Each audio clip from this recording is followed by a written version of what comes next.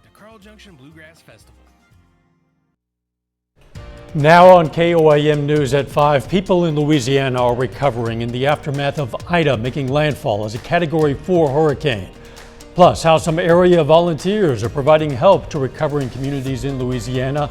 And we'll have the latest on investigations into altercations following the Webb City versus Joplin football game. The 4 states' most watched news starts now. Search and rescue efforts are underway in Louisiana to reach people trapped in floodwaters. This is KOAM News at 5. Ida is now a tropical depression, but barreled ashore last night as a powerful hurricane, pounding the coastline with wind and rain and knocking out a large part of the state's electrical grid. In a little bit, we're going to tell you about some area volunteers who headed down to Louisiana to help with the response. But first, Jason Allen reports from Baton Rouge. The Louisiana National Guard launched Black Hawk helicopters early Monday to join search and rescue missions in the aftermath of Ida. We're very heavily focused on life-saving and life-sustaining operations today. Crews in Lafitte used airboats to rescue residents in coastal fishing communities. Talked to one resident who's lived down there and has never had water in their house and actually had 8 feet last night. Ida came ashore Sunday as a Category 4 storm. Before and after security camera video at Fire Station 12 in Delacroix shows just how fast water rose in the span of just an hour. All of our levees performed extremely well, especially the federal levees. But at the end of the day, the storm surge, the rain, the wind, all had devastating impacts across southeast Louisiana. In the heart of New Orleans, Ida toppled brick buildings and tore off awnings, but the city escaped widespread damage. A lot of wicked winds. Luckily, no flooding. That's the main difference between this storm and Katrina. Power and communication systems are still compromised. Our 911 infrastructure right now is not operable. It's not just New Orleans, but the southern parishes in the state of Louisiana are experiencing an issue. Whoa. Officials warn it could take a while to clear debris and restore electricity in the hardest hit areas. Jason Allen, CBS News in Baton Rouge, Louisiana. President Biden approved a major disaster declaration to expedite help for Louisiana. Officials have said it could be weeks before power is restored to everyone impacted by Ida. As more than 1 million residents across Louisiana and Mississippi are without power, aid is coming from all over the country, including from right here in the 4 states. KOAM's Zach Dodge has details. That's right, Dow. A 4-man crew from here at Carthage Water and Electric made the more than 500-mile drive from here to Alexandria, Louisiana on Saturday. They went with several other utilities from around Missouri. Right now, they're headed to Mississippi with the goal of helping get the area's electric grid back up. But it's not just crews from Missouri. The GRDA, as well as several fire crews from Northeast Oklahoma, also left on Saturday. The 20-man crew from GRDA includes linemen who will help with the electrical grid, as well as police and water rescue crews. For those of us in Oklahoma who've weathered so many disasters in the last few years, there is kind of they talk about an Oklahoma standard, and I think these guys uphold that pretty well when they go into a situation like this to help however they need to. So our objective is just to help our neighbors and to do it as quickly and safely as possible. But how can you help at home? The American Red Cross has also sent crews to Louisiana and Mississippi and say the best way to help right now is monetarily. So we'll have how you can donate to help with the recovery efforts on our website later tonight. Reporting in Carthage, Zach Dodge, KOAM News. Zach, thanks. We'll see you again at 6. Nick Kelly joins us. He's been tracking what's left of Ida. Thankfully, all that's left now is a bare tropical depression, much better than a Category 4 that made landfall around lunchtime yesterday, and certainly stronger than Katrina was on the day, the 16th anniversary that Katrina made landfall 16 years ago. Thankfully, it is a depression now, but still causing some isolated tornadoes, heavy rainfall across parts of Mississippi and western Alabama. It's going to continue to work over Tupelo as we head toward the overnight near Huntsville by Tuesday afternoon. and anything that's trying to hold on will just be leftover moisture. That'll work off toward the eastern seaboard and up into the northeast as we go deeper into the week. Around here, though, Ida hasn't been a big influence on our weather, but Ida didn't completely rob moisture from the region, so we did have some scattered storms out there to start the evening out. But like last night, we're going to see this activity taper off once we get past sunset. If you're under the clouds and rain, you're in the 80s. If you're not, you're in the 90s. We'll see how temperatures go from here on out in the latest forecast here in a bit, though. Catch you then. Following Friday night's football game between Webb City and Joplin, images began circulating on social media, along with what people speculated to have happened in several incidents. The KOAM reached out to both school districts and the Webb City Police Department to confirm details of Friday night's events. In a statement, Webb City PD says they're investigating an alleged assault that occurred near the stadium. We're going to hear from the victim and his family about what they experienced tonight at 6. No arrests have been made so far. The last U.S. military planes left Afghanistan today, marking the end of America's longest war. Some American citizens who want to leave Afghanistan are still there, however. The Biden administration says it'll hold the Taliban to its word that any Americans or Afghan allies still in the country will be allowed safe passage out. Yesterday, the bodies of 13 U.S. service members killed in a suicide attack on the airport last week returned home. Still ahead, getting the most out of your car. Just how accurate is the gas gauge in today's car? I'm Dina Demetrius with a study that shows what happens when drivers get low on fuel. And next in Health Watch, COVID cases in the U.S. have skyrocketed to reach grim milestones not seen for months. Free shipping. The Labor Day sale on now at Denver Mattress. Topping today's Health Watch, masking and testing could help prevent coronavirus infections in at least half of susceptible K-12 students. That's according to projections modeled by researchers from North Carolina State University. Universal mask use plus randomized testing could reduce the proportion of infected students to as low as 1/4.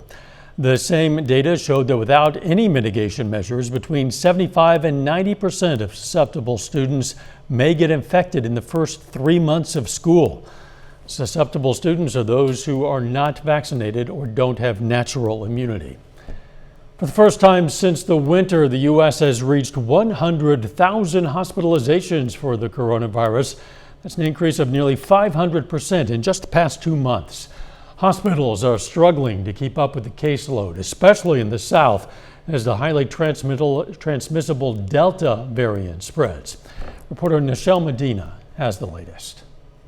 The U.S. is now averaging 156,000 new daily cases of coronavirus. As daily admissions climb, hospitals across the country are running out of ICU beds, especially in the South. 30+% of our inpatient population being COVID positive individuals, and the vast majority of those unvaccinated, it creates a perfect storm. In Portland, Oregon, 300 National Guard members are on duty to help hospital staff, and more than 16,000 patients are hospitalized in Florida, the most of any state.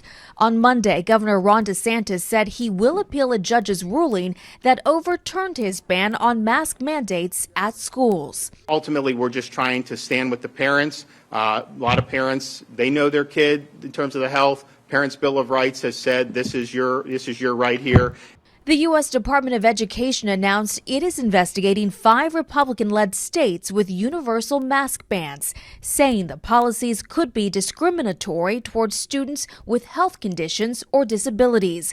Nationwide, 180,000 children tested positive during the week of August 12th, raising concerns outbreaks could disrupt more in-person learning. Here in California, the San Diego County Board of Supervisors could be the first in the nation to vote on a policy that would declare health misinformation a public health crisis. Public health experts see health misinformation as a major contributor to vaccine hesitancy. Nichelle Medina, CBS News, Los Angeles. Today, the European Union recommended that its 27-member nations reimpose travel restrictions for visitors from the U.S. because of the surge in cases. A British study shows the Delta COVID-19 variant doubles the risk of hospitalization compared to the Alpha variant, which was first identified in the UK. Researchers analyzed 40,000 cases from March through May. They say most of the cases were among the unvaccinated. The Food and Drug Administration has granted approval for the first stroke rehabilitation system. The Visistim system helps treat moderate to severe motor defects in upper limbs from strokes by stimulating the vagus nerve. The system can help improve function in patients' arms and hands. To lower your risk of stroke and deadly heart disease, grab a cup of Joe, or 2 or 3 cups. New research finds as many as 3 cups a day provides health benefits. The study followed more than 400,000 participants for more than 10 years. And that is a look at today's health news. A little bit later, economists make a prediction on the economic impact of Tropical Depression Ida. But first, we have thunderstorms that we're tracking to start the evening out. We'll see if any stick around for the extended forecast when we come back. Tuesday morning, we have the latest as the withdrawal this weekend only at Ashley Home Store.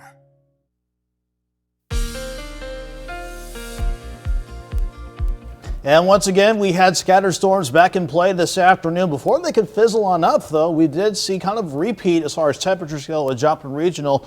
Very similar to yesterday. We topped out right around 90 yesterday. I think we topped out near 90 only just again this afternoon before any light showers and rain and even cloud cover dropped temperatures down to about 83, which is where we stand right now. So quite a jump up in temperatures after we dropped back into the lower 70s this morning. At least we were quiet to start the night out and the day out for that matter before we saw the scattered thunderstorms result. And again, just scattered accumulation so far, but I still think we can hold on to some of these rain chances over the next 3, 4, 5 hours. Then we're going to quiet things down overnight. As for who got the heaviest rain, is southwestern Missouri this go around, almost pushing 2 inches just outside of Nevada. Same goes for Lamar and other areas between 1 to 2 inches right around Stockton Lake. Again, these are all because of the scattered storms that fired up this afternoon, and they're still out there even as we check the radar at 5:15 on this Monday evening. You can see how mainly along into the east of 69, that's where the main focus of the scattered storms are right now. But a closer look, you can see from about Freedom,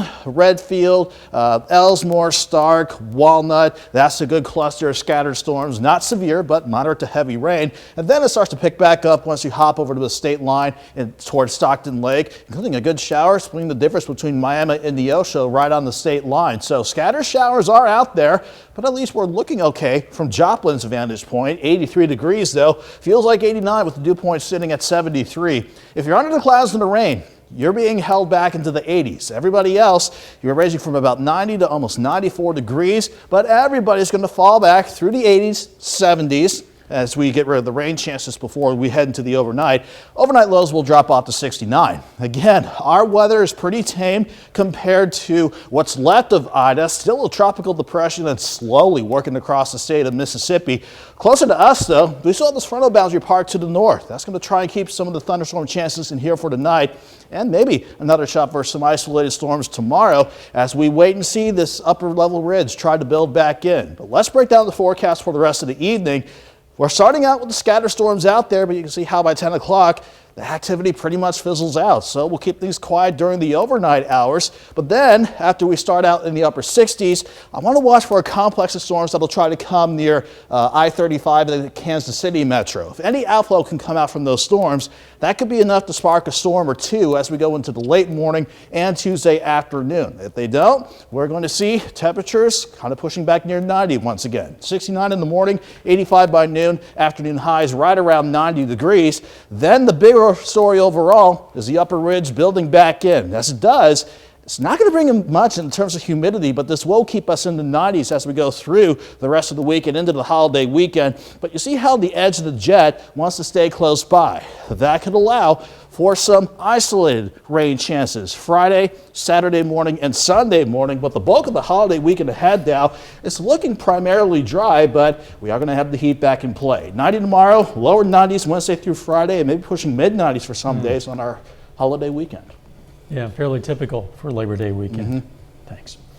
President Biden has tasked the Department of Health and Human Services to start treating climate change as a public health issue.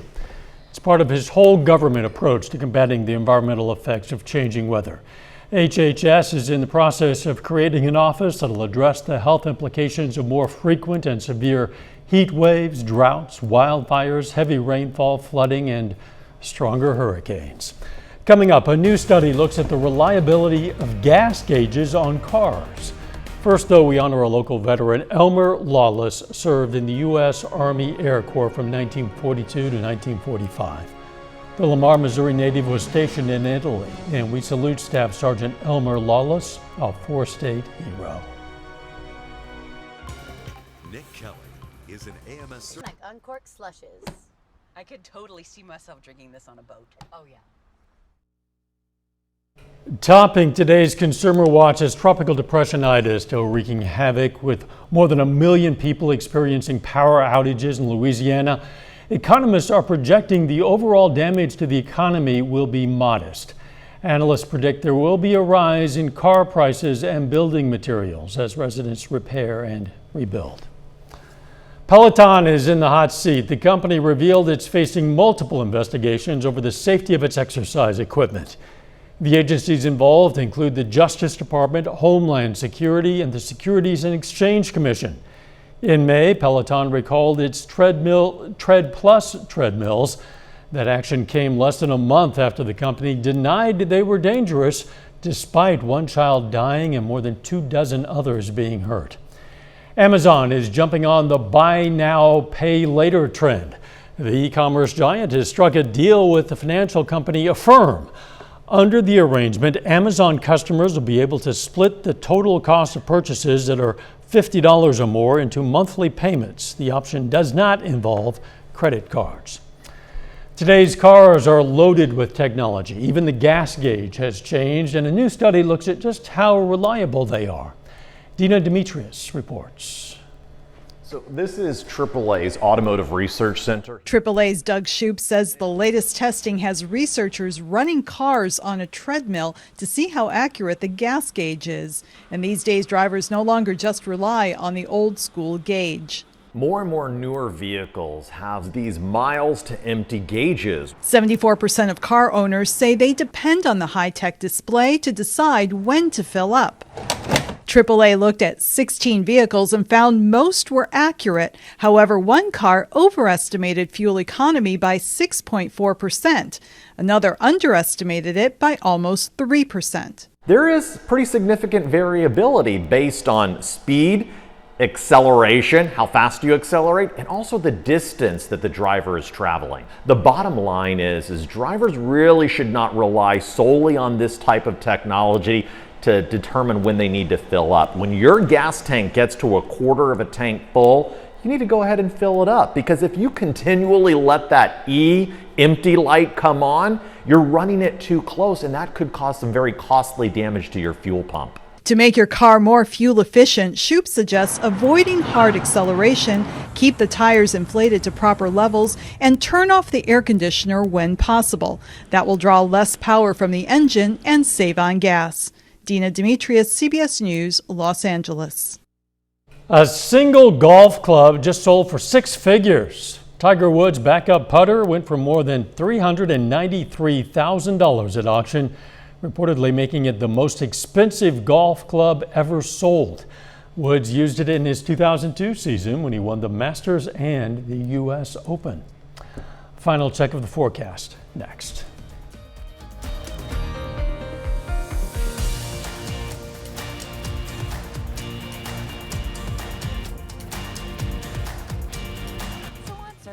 Celebrate the work of two talented painters, Small Worlds by Carolyn Cardenas and Contradictions by Bobby Ross.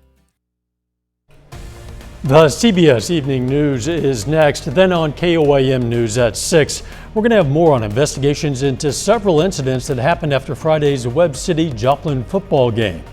Plus, former Kansas Governor Jeff Collier announces he's dropping out of the 2022 gubernatorial race. And a Missouri community honors a hometown hero who was one of the 13 U.S. service members killed in that attack near an Afghanistan airport last week. Stay with us for the CBS Evening News and then KOAM News at 6. Move over Dalmatians. A little baby pig is taking the spotlight at one firehouse in Brooklyn, New York. Penny, the firehouse pig, is 3 months old and was adopted by firefighter Darren Harris. Penny spends much of her time hanging with the firefighters at Engine 239 in Park Slope. She's become somewhat of a local celebrity, many stopping by to snap pictures, feed her snacks.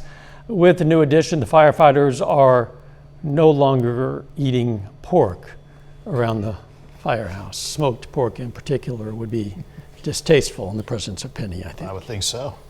The weather still hot for a while. Yeah, especially for those that haven't seen any rain out there, but we'll hold on to some scattered storms to start the evening out. Then we'll see if we can get a couple isolated storms late tomorrow morning into the afternoon on Tuesday. Otherwise, I think most of us will be seeing highs back near 90, and those 90s are pretty much locked in even as we head into the holiday weekend. Thanks for joining us. The CBS Evening News is next, and of course, we're going to be right back here for KOAM News at 6. See you then. Let's make it a great evening.